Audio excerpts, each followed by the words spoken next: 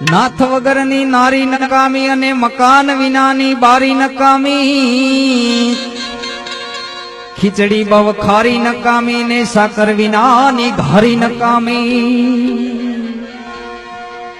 એમ સમજણ વગરનું દેવું નકામું ને નીતિ વગરનું લેવું નકામું.